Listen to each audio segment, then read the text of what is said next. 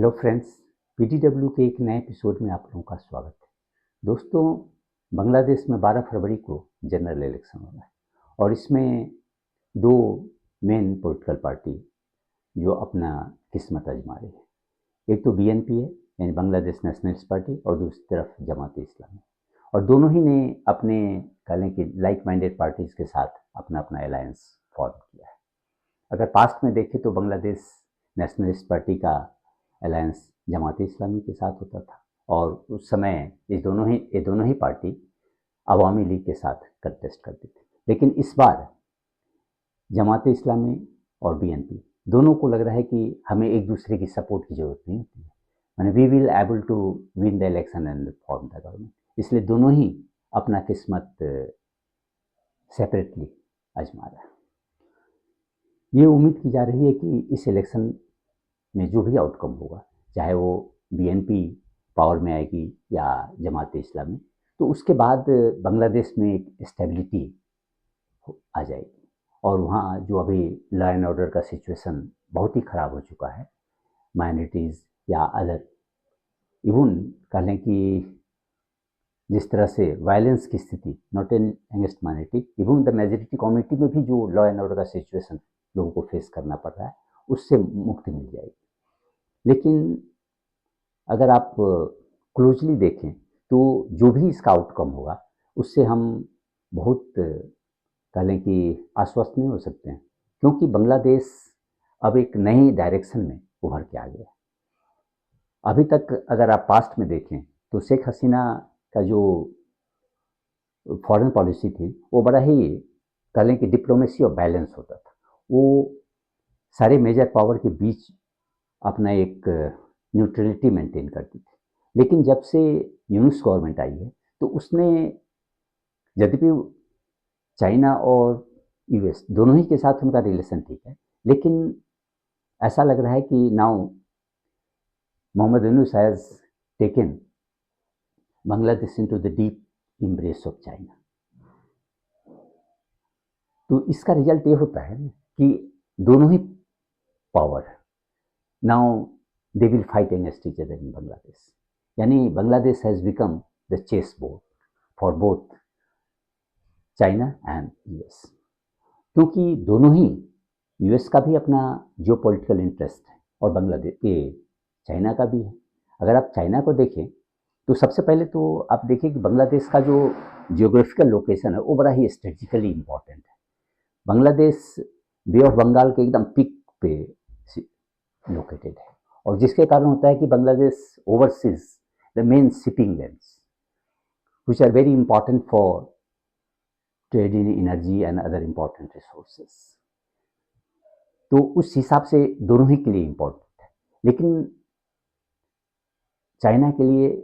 एक एडिशनल भी पॉइंट है स्ट्रेटेजिक इंटरेस्ट, क्योंकि चाइना एक के सामने एक मलक्का डायलमा जिसको कहते हैं, और मलक्का डायलमा का मतलब होता है कि भाई चाइना के जो इम्पोर्ट हैं, चाहे वो एनर्जी का हो या इवन ट्रेड, वो basically 80% of that passes through Malacca straits. और मलक्का स्ट्रेट्स किसी भी अगर कोई इमरजेंसी या कोई भी कंटेजेंसी होती है तो उसमें चाइना को फियर लगता है कि भाई ये जो स्टेट्स है it can be blocked by adversaries whether it is state और नॉन स्टेट एक्टर्स। तो इसीलिए, और इस कंसेप्ट को चाइनीज प्रेसिडेंट हु जिनताओ ने 2003 में ही हाईलाइट किया था। और उसी समय के बाद आप देखें कि चाइना का एक कंसिस्टेंट अप्रोच रहा है कि भाई कोई ना कोई हम नया रूट लेकर एक्सप्लोर करें, ताकि चाइना का जो डिपेंडेंस मलक्का स्टेट पर है वो कम हो जाए। और इसीलिए आप देखें कि चाइना का जो पाकिस्तान के साथ ये जो सीपेक का प्रोजेक्ट आया, चाइना पाकिस्तान इकोनॉमिकल, उसका भी एक मेन पर्पस इनफैक्ट वही है कि just to alleviate Chinese concern over Malacca dilemma. क्योंकि पाकिस्तान में भी देखें तो वो ग्वाडर पोर्ट बना रहा है और वो अरेबियन सी पे है। तो इस तरह से चाइना को एक मैरीटाइम एक्सेस पाकिस्तान प्रोवाइड कर रहा है। अब बांग्लादेश में होता है कि चाइना बांग्लादेश और म्यांमार दोनों ही को अपनी तरफ खींचने की कोशिश कर रहा है, क्योंकि they can provide maritime access to the western provinces of China, चाहे वो यूनान हो या तिब्बत हो, इसके माध्यम से। अगर इसी में आप देखें कि म्यांमार में ऑलरेडी चाइना ने एक oil and gas pipeline develop कर लिया है, और उसके माध्यम से होता है कि भाई वो म्यांमार से अपना ट्रांसफ़र कर सकता है यूनान को, ऑयल एंड गैस दोनों। सिमिलरली ये चाइना चाह रहा है कि भाई बांग्लादेश में भी हमारी इतनी पैठ हो जाए, ताकि चूँकि बांग्लादेश भी उसको एक्सेस प्रोवाइड कर सकता है बे ऑफ बंगाल में, तो इसीलिए। और एक बार चाइना को ये एक्सेस मिल गया, और इनफैक्ट अगर चाइना सक्सेसफुली ये कर लें कि अपने जो वेस्टर्न प्रोविंसेस से बांग्लादेश को कनेक्ट कर पा रहा है, तो उसके बाद इसका डिपेंडेंस मलक्का जो स्टेट्स है उस पर कम हो जाएगा। और इसीलिए चाइना अब देखें कि ग्रेजुअली अपनी पैठ बढ़ाने में लगा हुआ। फर्स्ट तो वो अपना जो ट्रेड एंड इन्वेस्टमेंट है उसको बढ़ा रहा है, दूसरी तरफ इंफ्रास्ट्रक्चर में भी देखें तो चाइना का पार्टिसिपेशन बहुत ज़्यादा है। अभी अगर आप देखें कि टिल 24-25 तक ऑलमोस्ट मोर देन $40 बिलियन का चाइनीज इन्वेस्टमेंट है। ऑन दी अदर हैंड अगर इकोनॉमिकली आप देखें कि apart from even infrastructure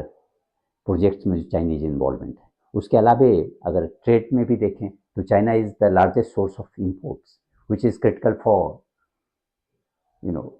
Chinese Bangladeshi exports. तो उस फ्रंट पर भी चाइना का काफ़ी इंपॉर्टेंट है, और बांग्लादेश कभी नहीं चाहेगा कि भाई चाइना को एंटेगनाइज करे। लेकिन दूसरी तरफ है कि यूएस का भी वैसा ही इम्पोर्टेंट इंटरेस्ट है, क्योंकि यूएस तो देख रहा है कि भाई ये जो बांग्लादेश है, अगर हम इस मैरीटाइम स्पेस यानी बे ऑफ बंगाल में अपना फुटहोल्ड हम डेवलप करना चाहते हैं, तो उसके लिए बांग्लादेश काफ़ी इंपॉर्टेंट है। और इसी कारण यूएस की भी नज़र बांग्लादेश पे है। वो भी चाह रहा है कि भाई बांग्लादेश में एक पोर्ट हम डेवलप करें, खास करके ये जो quad port of future partnership है उसके तहत ये डेवलप करना चाहता है। और उसके संबंध उसके कारण कह लें कि उस यूएस की मीटिंग भी हो गई, वहाँ के सारे बांग्लादेश के जो स्टेक होल्डर है, and it is about to begin a feasibility study also, ताकि उसके आधार पर अपना ये एक कह लें कि कंक्रीट प्रपोजल यूएस प्रेजेंट कर सकता है। और यूएस का इंटरेस्ट अगर आप देखें तो आज से बांग्लादेश में नहीं है, फ्रॉम द वेरी बिगिनिंग, क्योंकि इवन शेख हसीना के टाइम में भी, और शेख हसीना भी अपने कह लें कि गवर्नमेंट के कोलैप्स होने के बाद वो जब इंडिया आ गई, तो उन्होंने भी इस बात को हाईलाइट किया कि US is behind the behind her ouster. और उसमें भी वो रीजन देता है कि US was interested in taking over Saint Martin island, और चूंकि हमने डिनाई कर दिया इसलिए यूएस ने हमारे अगेंस्ट में जो फोर्सेज हैं उसको। अब ये जो टसल है चाइना और यूएस का, it will continue even after the new government is form in Bangladesh. लेकिन दिक्कत ये है कि अभी तक यूनुस रिजिम का अगर अप्रोच चाइना और यूएस दोनों की तरफ देखें तो यद्यपि दोनों ही से इनका जो कह लें कि कॉर्डियल रिलेशन है उसमें कोई बहुत खटास नहीं आई है, लेकिन ग्रेजुअली मोहम्मद यूनुस ने चाइना को बांग्लादेश के काफ़ी क्लोज लिया है। चाहे अभी आप देखिए कि रिसेंटली बहुत सारे जो स्ट्रेटेजिक प्रोजेक्ट है उसमें चाइना को बांग्लादेश ने इन्वाइट किया। सबसे पहले कि इंडिया के अगेंस्ट में ही आप देखें कि इंडिया को ये तीस्ता बैराज प्रोजेक्ट ये इंडिया को मिला हुआ था, हसीना ने, क्योंकि वो जानते कि भाई इंडिया का की सेंसिटिविटी है चाइना, क्योंकि उसके पहले अगर आप देखें तो चाइना इज एसोसिएटेड था, लेकिन उस डिसीजन को ओवरटर्न करके फिर she awarded this project to India. अब मोहम्मद यूनुस ने फिर से चाइना को उस प्रोजेक्ट में लाया, और इनफैक्ट 25 जनवरी को चाइनीज एम्बेसी ने एक अपना स्टेटमेंट भी जारी किया कि we are ready to participate in Teesta water project, और even in the construction of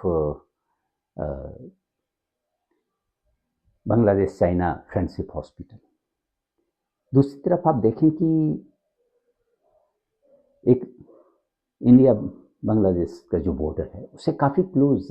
लालमोनी हाट एक प्लेस है, और वहाँ ब्रिटिश के टाइम में एक एयरबेस होता, तो उस एयरबेस का अब तो यूज नहीं हो रहा है, लेकिन now Bangladesh has invited China to rebuild the airbase. तो इंडिया के कंटेक्स्ट में तो देखें तो ये काफ़ी हार्मफुल है, लेकिन इवन अगर जो बिग पावर की राइवलरी है उसके पॉइंट ऑफ व्यू भी देखें कि इंडिया का तो स्ट्रेटेजिक कन्वर्जेंस यूएस के साथ है। अगर आप इंडिया के अगेंस्ट में जा रहे हैं, इट मीन्स इनडायरेक्टली आप तो यूएस के भी अगेंस्ट में जा रहे हैं, that won't be palatable to the US. लेकिन फिर भी ये बांग्लादेश की जो इंटरिम रेजिम है उसने अपने जो फॉरेन पॉलिसी बेसिकली वो प्रो चाइना ये किया, फॉर्मुलेट किया, और इसमें अभी देखें कि जब से यूनिस गवर्नमेंट आई तो उसके बाद ही इन्होंने चाइना के साथ जो अपनी मिलिट्री कोलैबोरेशन है और ये मिलिट्री कॉपरेशन उसको और आगे बढ़ाने की कोशिश, और in fact several Bangladeshi delegations have already hold discussions with the Chinese counter parts. और ख़ास करके इसमें जो बांग्लादेश एयरफोर्स है उसके मॉडर्नाइजेशन की बात हो, तो उस कंटेक्स्ट में Bangladesh has also shown interest in Chinese 4th generation aircraft J-10C, और ये चाइना के फ्रंट पर तो हो ही रहा है, लेकिन दूसरी तरफ Pakistan, because Pakistan is the facilitator between China and Bangladesh, तो बांग्लादेश का अगर मिलिट्री डिस्कशन और even Chinese Bangladeshi delegations have visited Pakistan also, और वहाँ भी पाकिस्तान ने अपना जो JF-17 फाइटर जेट है उसको ऑफर किया, और इनफैक्ट उसके अलावे अपने जो ट्रेन एयरक्राफ्ट है वो भी deliver even an accelerated pace पर डिलीवर करने का प्रॉमिस किया। तो इस तरह से देखिए कि ग्रेजुअली चाइना और पाकिस्तान दोनों ही के करीब बांग्लादेश हो रहा है, और इसमें खास करके अब इकोनॉमिक लेवल पर तो अलग बात होती है, लेकिन अगर स्ट्रेटजिकली आप देखें कि एक बार आप डिफेंस जैसे कि ये फाइटर एयरक्राफ्ट या अदर जो इस तरह जो क्रिटिकल इक्विपमेंट आप खरीदते हैं, तो जैसे ये जो डिफेंस ट्रांजैक्शन हो तो कोई ऐसा नहीं है कि सिंगल टाइम या वन टाइम ट्रांजैक्शन, इसके बाद एक सिस्टम बन जाता है, और almost it is multi decade dependency, इसलिए कि आपको हमेशा सॉफ्टवेयर अपडेट्स या spare parts, logistical, pilot training, माने there are many aspects of defence deal which will continue for decades. तो इसीलिए, और इससे है कि भाई यूएस को काफ़ी बेचैनी हो गई, उसकी परेशानी बढ़ गई है, इसलिए अभी जो न्यूली अपॉइंटेड एम्बेसडर है यूएस के बांग्लादेश में वो ब्रेंट क्राइस्टन, उन्होंने अपनी इस पर कंसर्न भी जाहिर किया। उन्होंने कहा कि भाई if Bangladesh alliance with China in military cooperation so closely then it Dhaka will have to face the consequences, और इसके कारण आपके चाइना के जो एम्बेसडर हैं और इवन चाइनीज एम्बेसी से बड़ा ही स्ट्रॉन्ग रिएक्शन है, they called it irresponsible and unfounded. उन्होंने एडवाइस किया भाई यूएस को कि you should focus on those actions which will be conducive to Bangladesh stability, क्योंकि उनको भी पता है कि अगर US is miffed with Bangladesh certainly it will take some steps, और इसीलिए आप देखें कि अगर politically US has become very active, क्योंकि यूएस और चाइना दोनों ही का बड़ा ही कॉर्डियल रिलेशन रहा है बीएनपी के साथ, और बीएनपी का तो पार्टनर पास्ट में जमात इस्लामी रहा ही है, तो now both sides they are cultivating ties with Jamaat Islami also, क्योंकि ये तो पता है नहीं कि भाई कौन अच्छा करेगा। जमात इस्लामी अगर अपोजिशन में रहता है और बीएनपी पावर में होती है तो still they will have to take both sides into confidence, क्योंकि दोनों ही को अगर मान लीजिए कि बीएनपी पावर में है तो बीएनपी को हमेशा अपोजिशन का ध्यान रखना पड़ेगा कि कहीं ऐसा ना हो कि अपोजिशन उसके अगेंस्ट में चली जाए। यदि बीएनपी प्रो चाइना स्टैंड लेती है तो maybe US will provoke और US will you know will be hand in glove with Jamaat Islami to act against the government. क्योंकि आप इसी तरह के अगर सिचुएशन देखें तो मालदीव्स में वो इंडिया के साथ सोली की गवर्नमेंट जो थी वो प्रो इंडिया थी, लेकिन उसी समय जो भी अपोजिशन पार्टी थे और इवन अभी वर्तमान में जो वहाँ के मुइजू अभी गवर्नमेंट है, that party started India out campaign और उसका रिजल्ट हुआ कि भाई जो इंडिया के रिलेशन मालदीव्स थे उसमें काफ़ी करवाहट आ गई। मोर और less the same thing will happen here कि यदि बीएनपी पावर में आती है या जमात इस्लामी पावर में आती है तो ऑलवेज मतलब दोनों में से कोई भी अगर आती है तो there will always is possibility to pit one against the other. तो इसीलिए अब लग रहा है कि या तो बांग्लादेश के पास दो ही ऑप्शन है, एक तो या तो ये ओपनली किसी के साथ साइड करे, चाहे वो चाइना के साथ या यूएस के साथ, और दूसरी बात हो जाएगी कि भाई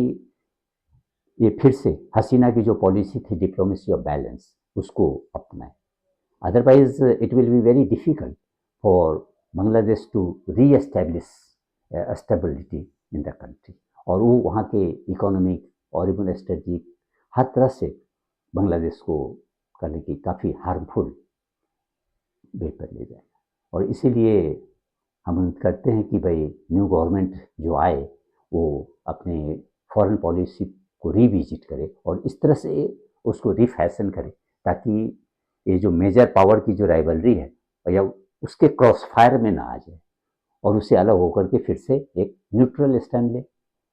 या नॉन अलाइंड जो अप्रोच होता है वो अपनाए। तो that will be better for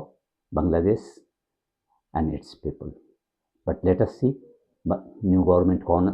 बनाती है और फिर उसके फॉरेन पॉलिसी का जो अप्रोच है वो कैसा होता है। धन्यवाद।